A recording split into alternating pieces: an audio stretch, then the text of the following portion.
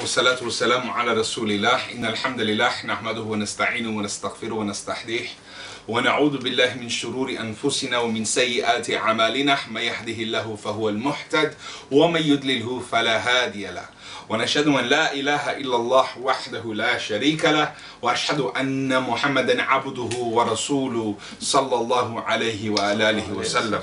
قال الله سبحانه وتعالى في القرآن المجيد: أعوذ بالله من الشيطان الرجيم. يا أيها الذين آمنوا اتقوا الله حق تقاته ولا تموتن إلا وأنتم مسلمون.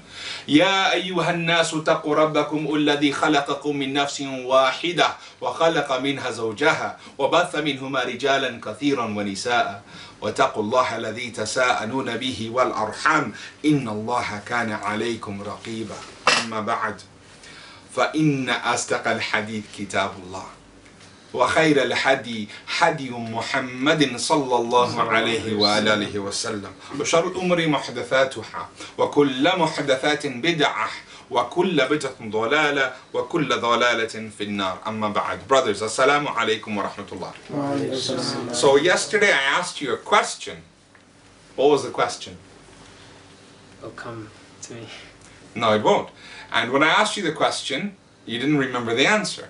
So now what was the question? It was to do with sincerity. It was to do with what it was in the beginning of the reminder that I said I will come back to. Quran verse. And you forgot. No, what I said I would come back to is I said today, let this series be special. Let us now start over. So what did I mean by let this be the beginning?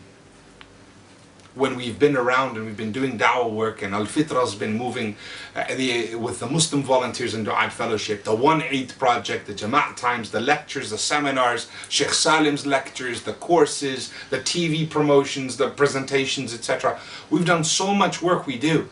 But, well, how is today a beginning?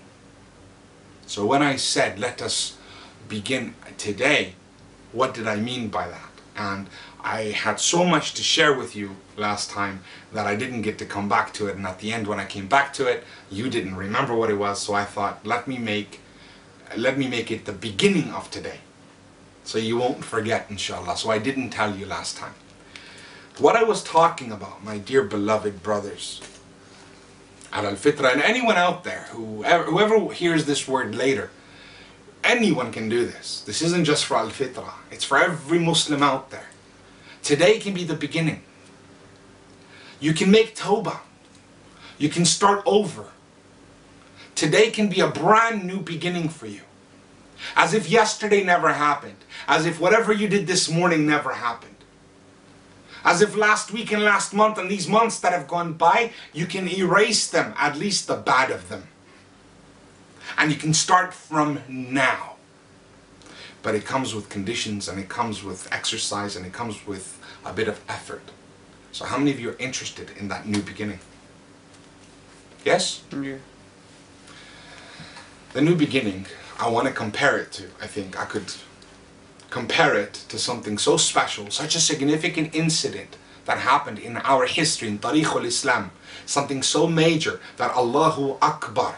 It was at a time when most thought this is the end of Islam, or this could be the last bit of Islam, or how much more could this carry on? It was after the Muslims were no longer accepted in Mecca, after the parents had persecuted their youth and the youth were abandoned by their elders, after many were shoved out into the valley outside of Mecca and they were being persecuted and they were boycotted. No one should feed them, no one should help them, no one should shelter them, no one should trade with them. They were to starve to death in the valley. There are many narrations that say the babies in the valley, the children that were starving, were crying. Their weak sounds, their whining could be heard. The echoes could be heard inside the city of Mecca. The time when Khadija radiallahu anha fell ill. The time when the protection of the Muslims, Abu Talib, fell ill. At that time, and then he passed away. The Prophet had lost his protection in Mecca, alayhi salatu wasalam. His wife, his comfort, his love at home, his wisdom, the one who would guide him and help him at times. She too now left this world and went returning to Allah Azza wa Jal. Radiyallahu anha. At that time when the Muslims were in such dire straits, the mushrikeen from all around Arabia were traveling to Mecca for Hajj. And the year before that, they had traveled once before. And every year they make this pilgrimage. But there were many people like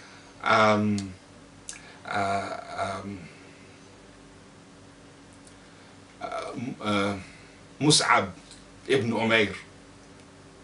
Allahu Akbar, he was one of the du'at that Rasulullah sent to Medina, to Yathrib at the time, to make da'wah. Sahaba went to make da'wah to tribes. And amongst the people of Medina, many took shahada. And so they came, and a lot of those Muslims came with the mushrikeen hiding to Mecca to come see the Prophet and say, we've accepted Islam, we embrace this religion, we bear witness you are our messenger. And when they made that pledge, and the Muslims of Mecca had already embraced Islam, and you had these new Shahada come and embrace Islam. The following year, the final year of the Muslims of Mecca, upon the 13th year, one of the hardest years of the history of Islam ever, 70 new Muslim converts, these reverts from Medina, from Yathrib, traveled with these Quraysh to Mecca to meet the Prophet as they had promised the year before. We will return with even more. We will advise more people of Islam, and we'll invite more people of Islam, and we'll bring them all to you, and then we will come and we will offer you more support. But the second year, they grew in their iman, not in numbers as much. They grew in numbers as well, but their iman was so strong that within 1 year, they thought, we can't just offer help. No, we must offer protection.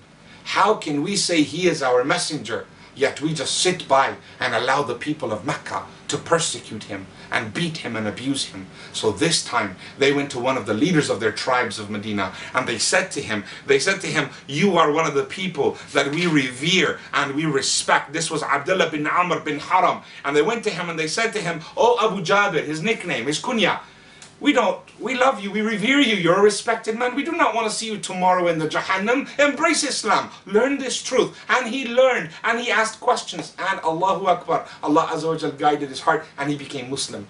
And immediately they all said, though he was just a brand new baby in Islam, a Muslim, his weight and his character of his past was not erased. It was sustained into Islam, into his Islamic life as well, and he was revered and he was uplifted, and now he became the representative. Within the first day of his own Shahada, he now represents the Muslims of Medina. They accepted him as their spokesperson who came to the Prophet, and they returned to the tree of Aqaba, and there they came to their second pledge. And that is what I'm saying to you. Let this be your second pledge. Let today be your pledge, like they pledged again.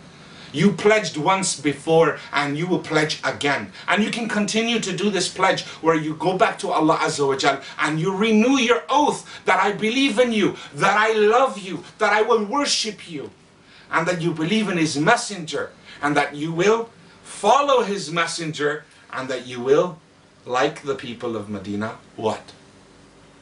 Protect the messenger. Let today be that opening time for us where we renew our vow to Al-Fitra, to our da'wah, wherever our brothers and sisters are working good deeds. Renew your pledge, that you renew your intentions, that you turn to your masalla and you reflect upon what they went through and what that pledge was like, that they snuck out through the roads in the night time, and they snuck to the tree, and there they renewed their vow to the messenger, that again we will tell you, we are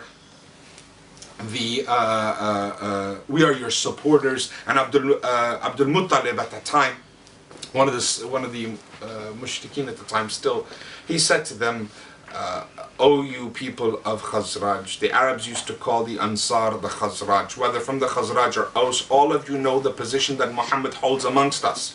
We have protected him from our people as much as we could. He is honored and respected among his people, and he refuses to join any party except you, meaning the people of Medina. So this is a man of Makkah telling the people of Medina. that he will join you. So if you think you can carry out what you promised while inviting him to your town, and if you can defend him against the enemies, then assume the burden. Take it from me that you have taken this burden. But if you are going to surrender him and betray him after taking him away with you, you had better leave him now, because he is respected. Right now, he is well defended in his own place. Don't take him unless you mean what you say. And Ka'ab bin Malik, radiallahu anhu, of the Ansari, he said, we have heard your words. And now, Ya Rasulullah, it is for you to speak and take from us any pledge that you want from us regarding Allah, your Lord, and yourself. What do you want from us? We will give you. I will make that oath to you. My brothers in Islam, make that oath today. That, oh Allah, ask of me, I will give you. And they said to the messenger, ask of us, what do you want us to promise? We will promise it. We will take you, we will protect you, we will grant you shelter. We believe, and we believe, and we believe. And it was a definite response showing full determination from the Ansar, and that they would look after him. So Rasulullah ﷺ said this, the following. And this is what you may vow to and pledge to, and you may renew your heart. Inshallah. Say inshallah. The Prophet ﷺ responded the following. Number one, you must listen and you must obey in all difficulty and ease. Whatever you are told by Islam, in difficulty and ease, you must obey. Two, that you must spend, you will spend in plenty as well as in scarcity. So you will spend when you have plenty, and you will spend when you hardly have anything. You must pledge this. Number three, that you will always enjoy in every matter things that are good. You will jump on it. You won't sit back and say mashallah like the backpatters, I call them today. Mashallah brothers, you guys are doing great. The backpatters, useless. No, you will see a good and you will say, what can I do? How can I join? And you will enjoy that good. And wherever there is evil, if you can, you will stop it with your hand. If not, you will speak against it. If not, you will at least hate it in your heart. So you will forbid the evil. Number four, in Allah's service, in servitude to Allah, you will fear and censor of none. You will fear none and you will censor of none. You will fear and love only Allah Azza wa Jalla. You will remain patient in this, in Allah's service. You will do whatever you need to do for Allah's sake, and you will not waver in that out of fear of someone else or payment from someone else. You will not sell yourself out. Number five, you will aid Rasulullah. He says, you will aid me when I come to you. Protect me from anything you protect yourself from, your spouses from, and your children from. These five pledges were given, and he said, then paradise, al-Jannah, is in store for you. And from Ibn Ishaq, Ka'ab also said, the Prophet ﷺ began to speak. He recited some Quranic verses and called people up to Allah with these pledges and encouraged them to enter the fold of Islam. And he concluded by saying, I give you my pledge that you protect me. I give you my pledge that you protect me from whatever you protect your women and children from. With that, I will take a moment and let you reflect while I explain those 4-5 points to you a little bit more.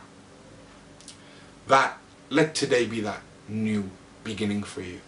Repent from all of the past. All of the good that you have, it remains in store for you. But all the bad from your past, repent from it. Ask Allah to take it away. Because by Allah, when a disbeliever enters into Islam, as they did on that day, when they take their shahada, all of their sins become good deeds for them. Why do their sins become good deeds for them? Because they have now made tawbah for it. When you make tawbah for a sin, the sin is removed and a good deed is put in its place equal weight. So if Allah will do that for a disbeliever, how about for the tawbah of a believer? So if a believer repents, Allah is even more excited, willing and ready to accept the tawbah and to renew the heart's pledge to Him Azza wa Jal. Let today be that beginning. And so let's begin let's begin with the 5 points once again. To listen and obey in difficulty and in ease. We all understand that it's easy to obey when things are easy. But when things are difficult and someone in authority tells you to do something you just don't feel like doing, you just consider it to be an